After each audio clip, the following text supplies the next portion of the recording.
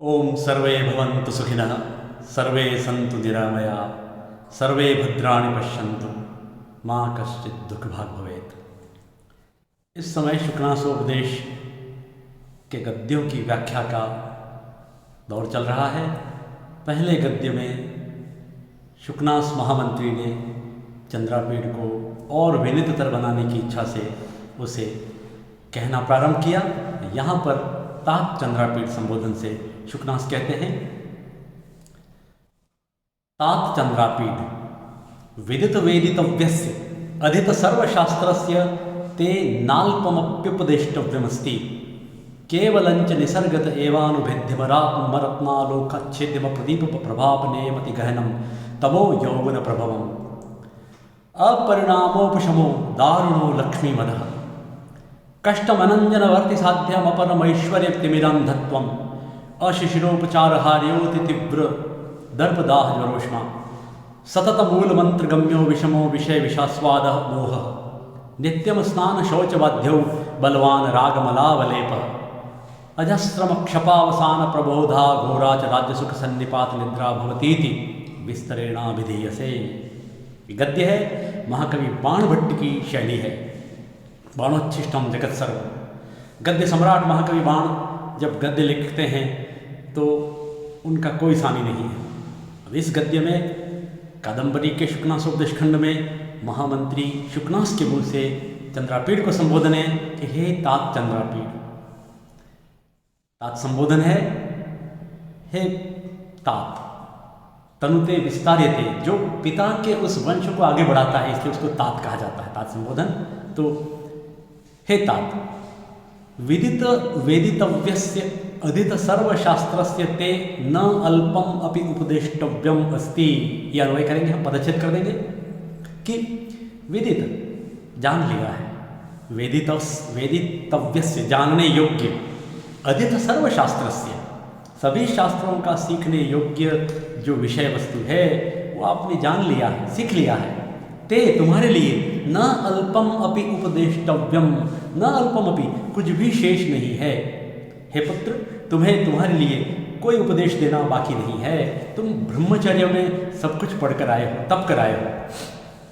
लेकिन किंतु केवलम च, केवल निसर्गत एव अभानुवेद्यम अरत्नालोकछेद्यम अप्रदीप प्रभापनेयम अति गहनम तमो यौवन प्रभवम। यहाँ विद्यार्थी ध्यान दें कि गद्य में यदि आपने सही सही पदच्छेद कर दिया, अन्वय कर दिया, तो उसको हम चूर्णिका शैली से अनुवाद में आसानी से ढाल सकते हैं। शुक्रांश कहते हैं कि उपदेश देना कुछ भी नहीं है, किंतु ध्यान रखने की बात है कि निसर्ग से, निसर्ग यानी प्रकृति, स्वभाव से, एव या नहीं अव्यय एव ही, अभानुवेद्यम न भानुवेद्यम इति अभानुवेद्यम, भानु में से नहीं भेद सकता है। यहाँ जिस विषय का पूर्ण विराम से पहले जिस विषय की बात चल रही है इस गद्य में, इस पंक्ति में, वो है यौवन के उस अंधकार की, जवानी के अंधकार की। जवानी लगती अच्छी है लेकिन ये बड़ा भयंकर है। यौवन का जो यौवन का प्रभाव है, ये जो तम है अत्यधिक घना है। यौवन का अंधकार बहुत घना है। कैसा घना है? अब उसके लिए क्या कहा है? निसर्गत एव अभानुवेद्यम न भानुवेद्यमिति, अर्थात भानु अपि तस्य भेद न करोति, अर्थात भानु भी उसे नहीं भेद सकता है। अर्थात सूर्य का प्रकाश, सूर्य की प्रचंड किरणें जहां अंधकार का नामो निशान नहीं रहता है, किंतु यहां सूर्य भी उसे उस अंधकार को दूर नहीं कर सकता है। इसलिए न भानुवेद्यमिति अभानुवेद्यम, हमें न यहां से लेना पड़ेगा। फिर अगला है अरत्नालोकच्छेद्यम, अरत्नालोकच्छेद्यम, अरत्नालोक न रत्नालोक, रत्नों का आलोक, रत्नों की चमक, हीरे माणिक मूंगा मोती, ये वैभव है, इसमें भी चमक होती है। ये यौवन का अंधकार इतना सघन है, इतना घना है कि इसमें रत्नों का प्रकाश भी इस अंधकार को दूर नहीं कर सकता है, छेद नहीं सकता है। फिर अप्रदीप प्रभापनेयम, न प्रदीप प्रभापनेयम, प्रदीपस्य प्रभा इति प्रदीप प्रभा न प्रदीप प्रभा, अर्थात दीपक की लौ, प्रदीप, दिए की लौ भी उस अंधकार को दूर नहीं कर सकती। सामान्यतया अंधकार को दूर कर देता है एक दिए की लौ, एक दिया जला दो, अंधकार दूर हो जाएगा। कहीं रत्नों की चमक रत्न पड़े हुए हैं तो भी अंधकार दूर हो जाएगा। और सूर्य तो है ही, अंधकार का नामो निशान समाप्त हो जाता है सूर्य आने पर। किंतु ये जो यौवन का प्रभाव है, ये जवानी का जो खतरनाक अंधकार है, इतना घना होता है, यदि इसमें भटक गए तो न तो सूर्य कोई काम कर पाएंगे, न रत्नों का आलोक कुछ काम कर पाएगा, न दिए की लौ कुछ काम कर पाएगी। इससे सावधान रहने की आवश्यकता है। ये उपदेश केवल चंद्रापीड़ के लिए नहीं है। ये जो यौवन का जो यौवन के दौर से जो युवा पीढ़ी निकल रही है, उनको सावधान होने की आवश्यकता है। तो धन्य है संस्कृत के माध्यम से जो छात्र शुकनास उपदेश को पढ़ रहे हैं। आप अपने जीवन में श्रेष्ठ नागरिक बन पाएंगे यदि आपने इस खतरे को, इस आहट को पहचान लिया तो। अन्यथा जवानी बहुत खतरनाक होती है, भटकते देर नहीं लगती है। आगे बात करते हैं। अपरिणामोपशमो दारुणो लक्ष्मी मदः। इस पंक्ति में पूर्ण विराम से पहले ध्यान दें, लक्ष्मी का जो ये मद है, मद या नशा, लक्ष्मी का हाय पैसा, हाय धन। देखिए पूरी दुनिया किस प्रकार धन के पीछे ही लगी रहती है, लेकिन इससे सावधान रहना। धन बहुत कुछ है लेकिन सब कुछ नहीं है। ये महाकवि बाणभट्ट ने कितना सुंदर संदेश दिया है शुकनास के माध्यम से। शुकनास के मुंह से चंद्रापीड़ के लिए हर युवक चंद्रापीड़ माने अपने आप को। ये लक्ष्मी का नशा इतना खतरनाक है, इतना कष्टप्रद है, दारुण है। अन्वय करेंगे, लक्ष्मी मदः दारुणः अपरिणामोपशमो न परिणामोपशमो इति अपरिणामोपशमो। ये लक्ष्मी का नशा इतना खतरनाक है, इतना कष्टदायक है कि परिणाम आने पर भी उपशमन, अर्थात वृद्धावस्था आने पर भी शांति नहीं होती है। वृद्धावस्था में भी मन पैसों में ही भटक रहा है, हाय पैसा, हाय पैसा, उंगलियां गिन रहे व्यक्ति। अंगम गलितम पलितम मुंडम दशनभेतम जातम तुंडम वृद्धो याति घृत्वा तंडम तदपि न मुंचत्याशामर्षम। इसलिए आदि शंकराचार्य कहते भज गोविंदम भज गोविंदम गोविंदम भज मूढ़मते। इसलिए लक्ष्मी का बहुत, पैसे का बहुत नशा नहीं होना चाहिए, बहुत कष्टप्रद है, ये नशा नहीं लग जाए। अगली बात करते हैं, कष्टम, कष्टप्रद है। अनंजनवर्ती साध्यम परमैश्वर्य तिमिरांधत्वम। हे चंद्रापीड़, तात चंद्रापीड़, शुकनास कहते हैं, हे पुत्र, हे चंद्रापीड़, ये जो ऐश्वर्य का, परम ऐश्वर्य का जो तिमिरांधत्व है वो बड़ा कष्टदायक है। ऐश्वर्य का, परम ऐश्वर्य का तिमिरांधत्व। एक तो सामान्य तिमिरांधत्व, तिमिर का मतलब मोतियाबिंद, आंखों का अंधापन। अगर मोतिया आ जाए, हाँ मोतियाबिंद के कारण आंखों से कुछ दिखता नहीं है, लेकिन उस आंखों के अंधत्व को अंजनवर्ती साध्यम, अंजन लगा करके, सुरमा लगा करके, या उसकी औपचारिक चिकित्सा से हम उस अंधत्व को दूर कर सकते हैं। किंतु यहाँ विशेष प्रकार का अंधत्व है, उसका नाम है परमेश्वरी तिमिरांधत्व। जैसे यहाँ लक्ष्मी का मद था, मद एक सामान्य नशा है, वह अगर हाय लगती है तो वो वृद्धावस्था आने पर समाप्त हो जाती है। किंतु धन का जो नशा है वो वृद्धावस्था आने पर भी शांत नहीं होता है, ये बताया है। सामान्य अंधकार इन प्रकाशों से दूर हो जाता है, लेकिन यौवन का प्रकाश, यौवन का जो अंधकार है वो किसी प्रकाश से दूर नहीं होगा। इसी प्रकार यहाँ ऐश्वर्य का जो तिमिरांधत्व है, ऐश्वर्य बहुत ज़्यादा ऐश्वर्य भी नहीं होना चाहिए, यूँ कह रहे हैं। ये जो परम ऐश्वर्य, परम ऐश्वर्य का जो तिमिरांधत्व है, ऐश्वर्य रूपी जो अंधापन है आंखों का, वो इतना कष्टप्रद है। कष्टम न अंजनवर्ती साध्यम, साध्य में कि साधा जा सकता है, लेकिन न अंजनवर्ती, अंजन की शलाका से भी नहीं साधा जा सकता है। अर्थात आप किसी प्रकार का कोई सुरमा नहीं बना है इस अंधत्व को दूर करने के लिए। ये जो तिमिरांधत्व है उसके लिए कोई दवाई नहीं बनी है, बड़ा कष्टदायक है। इसलिए अंधत्व लग जाए तो ठीक हो सकता है, लेकिन ऐश्वर्य का अंधत्व कोई इलाज नहीं है। सावधान रहना, हे चंद्रापीड़। हर युवक इस दौर से गुजरता है। अगला, अशिशिरोपचार हार्यो अति तीव्रो दर्प दाह ज्वरोष्मा। ये कठिन है, पद्य की तुलना में गद्य कठिन होता है, ध्यान दिया जाए। किंतु आप चूर्णिका शैली में इसको एक एक पंक्ति में अनुभव करके चलेंगे। मैंने इस पुस्तक में गद्य की व्याख्या पंक्तिशः अन्वय के माध्यम से की है, बहुत सरल करने का प्रयास किया है विषय वस्तु को। अशिशिरोपचारहार्यः न शिशिरोपचारहार्यः। क्या शिशिरोपचार से भी जिसको ठीक नहीं किया जा सकता है, क्या है वो ऐसा? अति तीव्र, बहुत भयंकर, अति तेज दर्प द्वाह दाह ज्वरोष्मा। दर्प से दर्प द्वाह दाह, दाह होता है बुखार, दाहक ज्वर, जलाने वाला बुखार, उसकी उष्मा, उस दाहक ज्वर की उष्मा इतनी तीव्र होती है, इतनी भयंकर होती है कि न शिशिरोपचारहार्यः, अर्थात शिशिर उपचार से भी ठीक नहीं हो सकती है, उससे दूर नहीं किया जा सकता है। हार्य यदि हरण किया जा सकता है, लेकिन अभिमान रूपी दाहक ज्वर की गर्मी इतनी खतरनाक होती है, अभिमान रूपी बुखार की गर्मी। अरे भाई, सामान्य बुखार आएगा तो हम पैरासीटामोल दे देते हैं या ठंडे पोते कर देते हैं, माथे पर रख दो, शरीर को खुला छोड़ दो, हल्का सा पंखा चला दो, बुखार धीरे धीरे कम हो जाएगा। लेकिन ये शिशिर उपचार आयुर्वेद में है, कहे गए हैं। दाह ज्वर की उष्मा, शरीर भयंकर तप रहा है 100 डिग्री से ऊपर, तो ठंडे उपचार आयुर्वेद भी कहता है, डॉक्टर भी कहते हैं। लेकिन जो अभिमान रूपी दाहक ज्वर की जो उष्मा है, घमंड रूपी बुखार जो है, उसकी गर्मी, कोई शीतल उपचार उसे दूर नहीं कर सकता है। इसलिए इससे सावधान रहना चंद्रापीठ। ये अभिमान व्यक्ति को आगे नहीं बढ़ने देता है। ईगो को मारना भी नहीं, स्वाभिमान चाहिए, लेकिन व्यक्ति आसमान में उड़ता है। अगली बात, सततम अमूल मंत्र गम्यो विषमो विषय विषास्वाद मोह। क्या कहते हैं? सततम, निरंतर, अमूल मंत्र गम्यो न मूल मंत्र गम्यो इति अमूल मंत्र गम्यो विषमो विषय विषास्वाद मोह। ये एक एक पंक्ति में 10-10 पन्नों का सार लिखा हुआ है। एक गद्य में एक एक पंक्ति अलग कर ली जाए तो ये इसमें कह रहे हैं, विषय रूपी विष का आस्वाद करने से उत्पन्न जो मोह है, जो मूर्छा है। विषय कौन कौन से? शब्द, स्पर्श, रूप, रसगंध, काम, क्रोध, मोद, मद, लोभ, मोह, ये विषय है सब।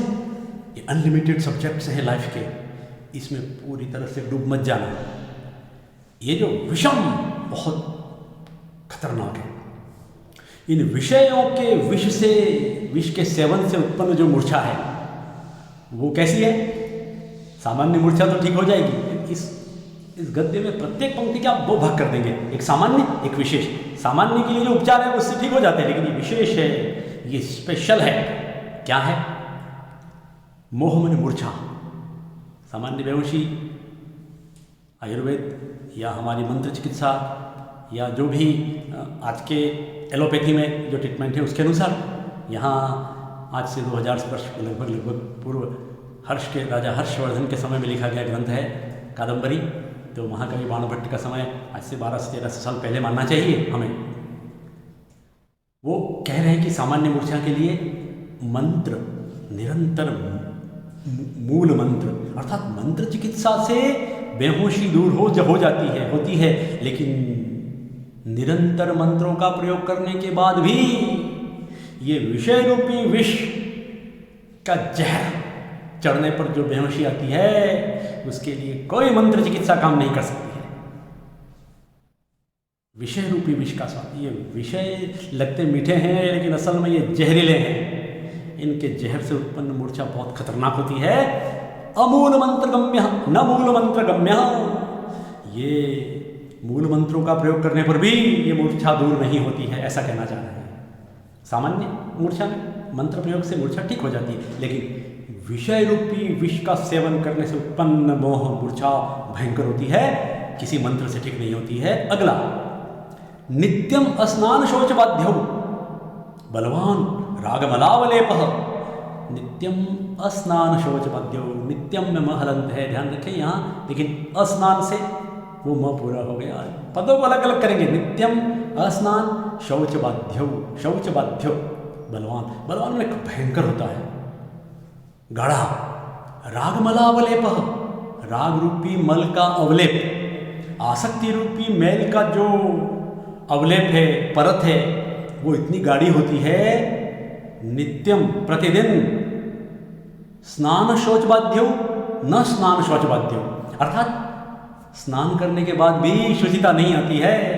सामान्य अगर मल का अवलेप लग जाए, सामान्य मल का अवलेप मैल लग जाए तो हम डिटर्जेंट साबुन से धो देते हैं तो हम साफ हो जाते हैं। शौच से, नित्य स्नान करने से उसे पवित्र से साफ कर दिया जाता है। लेकिन ये राग रूपी मल का अवलेप है, आसक्ति रूपी मल का जो लेप है, आसक्ति, विषयासक्ति, विषयों में निरंतर आसक्ति, मन उनमें ये खा लूँ, ये पी लूँ, यहाँ जाऊँ, वहाँ कर लूँ, ये कर लूँ, वो कर लूँ, ये जो मन उसमें विषयों में भटकता रहता है, ये विषय रूपी आसक्ति का मेल इतना गाढ़ा होता है कि रोज नहाने से भी ठीक नहीं होता है, साफ नहीं होता है, शुचिता नहीं आती है। ये फिर लगता ही जाता है। सावधान रहने की बात है। जवानी में चिंतन नहीं करना, निरंतर विषयों का चिंतन नहीं करना, अवनति होनी है। भगवान कृष्ण भी तो कहते हैं अर्जुन को गीता में, क्या कहते हैं? ध्यायतो विषयान् पुंसः संगस्तेषु विजायते, संगात् संजायते कामः, कामात् क्रोधो विजायते, क्रोधात् भवति सम्मोहः, सम्मोहात् स्मृति विभ्रमः, स्मृति भ्रंशात् बुद्धिनाशो, बुद्धिनाशात् विनश्यति। व्यक्ति का ही नाश हो जाता है। पशु और मनुष्य में कोई अंतर नहीं रह जाता है। निरंतर ध्यान करते रहने से, विषयों का चिंतन करते रहोगे तो पतन ही होना है। अपने आप को निकालो इस घोर से, आगे बढ़ो। अगली बात कहते हैं, अंतिम बात है, अजस्त्रम अक्षपावसानम प्रबोधा। अजस्त्रम अक्षपावसानम प्रबोधा घोरा च राजसुख सन्निपात निद्रा भवतीति। हे चंद्रापी, ये जो निद्रा है, इस पंक्ति में निद्रा की बात है। निद्रा बड़ी कैसी होती है? घोरा, अप्रबोधा। इसमें जागरण नहीं होता है। न प्रबोधा इति अप्रबोधा। इतनी घोर होती है कि जागरण ही नहीं होता है। सामान्य निद्रा में रात्रि का अवसान होने पर लिखा है क्षपा अवसान, क्षपा इन रात्रि, क्षपा के अवसान होने पर प्रबोधा, बोध होता ही है, जागरण अपने आप आंखें खुल जाती है, कोई अलार्म की आवश्यकता नहीं होती है। 5-7 घंटे से 8 घंटे भी सो ले इंसान तो भी सुबह होते ही जग जाएगा। लेकिन ये जो यहाँ विशेष निद्रा है, कौन सी है? ध्यान दें, राजसुख सन्निपात निद्रा, राज्य रूपी, राज्य सुख सन्निपात रूपी निद्रा। जो लोग राज्य सुख भोग रहे हैं, जो लोग बड़े बड़े पदों पर विराजमान हैं, राजा के समान सुख भोग रहे हैं, चाहे वो राजतंत्र में राजा हो, चाहे लोकतंत्र में मंत्री इत्यादि हों,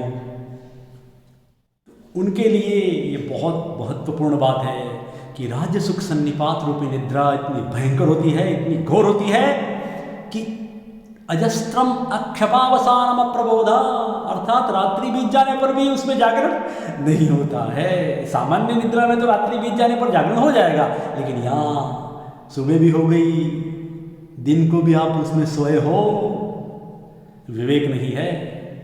उस राज्य सुख में इतने डूबे हैं कि जग कर भी नहीं जगे हैं। अर्थात रात्रि बीत गई, सुबह हो गई, 10 बजे आप कहीं जा रहे हैं, लेकिन आपके ऊपर वो भोग का अनुभव मंडरा हुआ है। कब और ज़्यादा भोग लूँ, कब और ज़्यादा इकट्ठा कर लूँ, क्या करूँ? इस प्रकार बहुत ही महत्वपूर्ण, जीवन को महान आयाम देने वाला ग्रंथ है शुकनासोपदेश। तृतीय वर्ष संस्कृत साहित्य के प्रथम प्रश्न पत्र में है, लेकिन मैं ये मानता हूँ कि हर व्यक्ति को पढ़ना चाहिए। जो यौवन की दहलीज पर पैर रख रहे हैं, जो युवा, जो युवतियाँ, उन सभी के लिए बहुत उपादेय है। आप अपने जीवन पर आपने कोई सपना देखा है, आप आगे बढ़ना चाहते हैं, तो इन बातों को गांठ लगा दें, इन बातों को अपने साथ जोड़ लें। यदि आप कोई बहुत बड़ा लक्ष्य लेकर चल रहे हैं तो ये बहुत बड़े बड़े स्पिरिट ब्रेकर हैं, आपको इनको पार करना होगा, इनको ध्यान रखना होगा, तभी आगे बढ़ पाएंगे, अन्यथा नहीं। मैं आपको ई कंटेंट के लिए दिखा रहा हूँ, आप इसको नोट कर लें। आपके लिए थोड़ी थोड़ी देर में आप इसको पॉज करके नोट कर सकते हैं। वही है जो मैंने बताया है, प्रसंग संदर्भ पंक्तिशः अनुवाद है इन गद्यों का। एक एक गद्य प्रतिदिन पढ़ाया जाएगा आपको। ये इससे सरल शुकनासोपदेश की व्याख्या आपको अन्यत्र नहीं मिल पाएगी, ये मैं विश्वासपूर्वक कह सकता हूँ। आपके लिए आप इसे पॉज करके नोट कर लें। ये इस गद्य में लगभग 6-7 बहुत महत्वपूर्ण बातें हैं। इस प्रकार ये इसका व्याख्यान है। इसको और छोटा करके ताकि आप आसानी से देख सकें। और ये अंतिम कुछ व्याकरण का हिस्सा भी मैं आपको दिखाऊंगा ताकि छात्र उस व्याकरण के उस काठिन्य को भी दूर कर सकें जो इस गद्य में आए हुए हैं। आपने देख लिया होगा, पॉज करके नोट कर लिया होगा। और आगे बढ़ते हैं। इस प्रकार यह आप सभी छात्रों के लिए दूसरे गद्य का व्याकरण। आज इतना ही। कल फिर आपके सामने तीसरा गद्य लेकर उपस्थित होंगे। ओम शांति।